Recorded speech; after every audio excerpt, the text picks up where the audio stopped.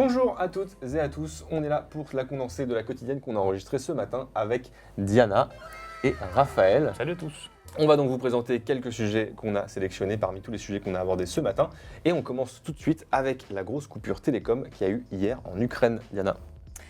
Effectivement, le tracker NetBlocks a annoncé hier soir à 8h30 qu'une grosse coupure de télécom avait eu lieu en Ukraine du Nord-Est. Cette coupure a eu lieu suite à plusieurs bombardements, des explosions qui ont atteint notamment une usine. Ce blackout a eu comme conséquence notamment des coupures de chaleur et d'électricité dans la ville de Sumy Oblast. Et comme solution, c'est notamment Elon Musk qui a proposé de donner accès à ses satellites à travers son entreprise Starlink. La Russie utilise-t-elle les crypto-monnaies pour se soustraire à ses sanctions financières? C'est la question que s'est posée l'Union européenne et c'est le Figaro qui nous raconte ça dans un décryptage.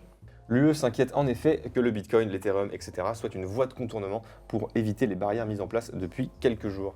Aux États-Unis, on s'en inquiète également puisque la sénatrice démocrate Elizabeth Warren a fait pression sur le département du Trésor pour s'assurer que les crypto-monnaies ne seraient pas utilisées pour justement contrer ces sanctions en Russie. D'autant plus que les plateformes d'échange de Bitcoin et de crypto-monnaies de manière générale, que sont par exemple Coinbase ou Binance, ont rejeté les appels de la communauté internationale pour limiter les échanges de crypto-monnaies en Russie. Les deux plateformes sont restées actives complètement dans l'ex-URSS. Et donc du coup, évidemment, les inquiétudes sont là pour savoir est-ce que du coup, ils vont faciliter ces échanges et ce remplacement des monnaies traditionnelles par des bitcoins, puisque vous le savez sûrement, la Russie a été bannie, et les banques russes en particulier, du système SWIFT, qui régule donc les échanges financiers à travers le monde.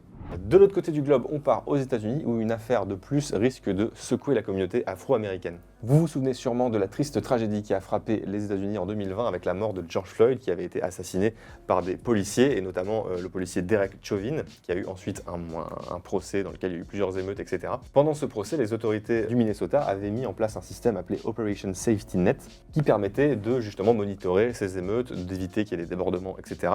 Sauf que nos confrères du MIT Technology Review ont révélé récemment que ce système, donc Operation Safety Net, était toujours en vigueur et qu'il servait en fait à cibler des journalistes et des activistes encore en activité.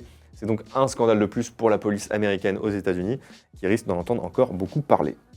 Et on va parler santé maintenant avec une grosse avancée dans la recherche contre le cancer avec une équipe de recherche de l'université de Rice aux États-Unis qui a réussi à créer des sortes de perles qui permettent d'être implantées directement dans le corps de souris en l'occurrence, qui vont libérer des composés chimiques pour lutter directement contre les cellules cancéreuses. Tout l'intérêt de ces nouvelles petites perles, c'est de pouvoir lutter uniquement contre les cellules cancéreuses, car on ne retrouve quasiment pas ces éléments chimiques dans le reste du corps, contrairement à des chimiothérapies qui sont vraiment invasives et destructrices pour les autres cellules du corps. Ces nouvelles recherches sont en tout cas très prometteuses, puisque 100% des cancers des souris traités ont été guéris, et des tests sur les humains pourraient être lancés dès la fin de 2022.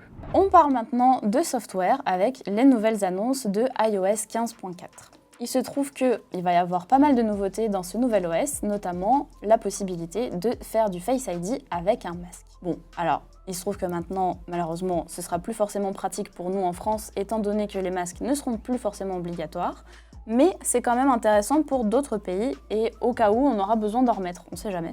Il y aura aussi pas mal de nouveaux emojis, et aussi la possibilité de faire directement des paiements avec son téléphone, donc non seulement de payer avec le téléphone, mais aussi pour des commerçants, de effectuer des paiements comme si c'était un terminal de paiement classique. On retrouve plein d'autres nouveautés, comme par exemple la possibilité d'utiliser des notes de manière plus instinctive ou encore de scanner des images.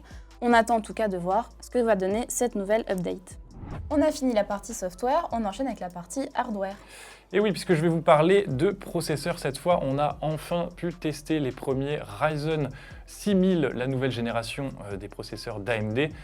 Guillaume a pu faire des tests assez poussés d'un ordinateur équipé de ce Ryzen 6900 HS, donc vraiment un des processeurs haut de gamme de la série. Des résultats qui sont très intéressants puisqu'on a des performances supérieures d'environ 18% au Ryzen 7 5800H par exemple. Des performances qui sont donc très bonnes dans les logiciels mais aussi en jeux vidéo, même si on n'arrive pas au niveau des processeurs Alder Lake d'Intel, le concurrent d'AMD. Pour le moment, c'est Intel qui mène la danse avec ses processeurs haut de gamme, même si AMD a opté pour une politique différente, AMD a vraiment misé sur l'efficience énergétique de ses processeurs, alors que Intel va vraiment vers des performances au prix d'une consommation vraiment plus élevée. On quitte la Terre pour partir sur Mars avec notre petit rover Curiosity qui a découvert une minuscule fleur, ou en tout cas ce qui s'apparente être une fleur au milieu d'un cratère. Il s'agit en fait d'un tout petit élément rocheux qui ressemble à un morceau de corail ou à une fleur donc, et qui est plus petit qu'une pièce de 1 centime, donc c'est vraiment tout petit tout petit. Selon la NASA, cette fleur martienne a été fabriquée il y a bien longtemps lorsque des minéraux transportés par l'eau ont cimenté la roche. Ce genre de découverte permet d'ailleurs à la NASA de reconstituer la chronologie de la présence de l'eau dans certains cratères sur Mars, c'est donc hyper intéressant selon nous. On va d'ailleurs fêter cette année les 10 ans de Curiosity sur Mars, puisque Curiosity a atterri sur la planète rouge le 5 août 2012, donc ça fait déjà un petit moment, et on espère pour lui que ça va aller un peu mieux que ces derniers jours, puisque d'autres images ont montré que notre petit robot a vu ses roues endommagées par les roches présentes sur la planète, puisque, comme vous le savez peut-être, il ne pleut pas depuis très longtemps sur Mars, et donc aujourd'hui les roches ont évolué et sont très différentes de ce qu'on peut trouver sur la Terre. Elles sont notamment très très coupantes, qui peuvent endommager en tout cas le matériel que l'on envoie là-bas. Et donc comme vous voyez sur ces photos, on a plein de petits trous dans les roues, donc on espère que Curiosity va s'en remettre et nous apporter encore de belles images de la planète rouge.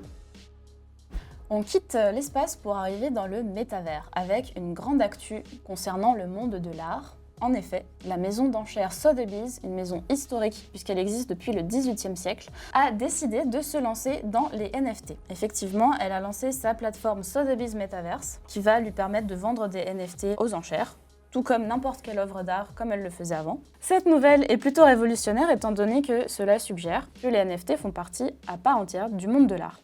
On continue dans le métaverse, dans cet univers parallèle, avec la news la plus importante de la semaine, du mois peut-être, puisque Wingstop, une chaîne de restauration aux États-Unis, va vendre ses chicken wings dans le métaverse. La chaîne de restaurants a en effet annoncé qu'ils allaient s'implanter dans le métaverse avec leur restaurant et permettre de vendre soit des NFT, soit des chicken wings virtuels, ainsi que quelques boissons pour se restaurer. C'est fantastique. Wingstop n'est pas le premier restaurant à faire ça, puisque McDonald's avait déjà déposé une demande pour entrer dans le métaverse prochainement.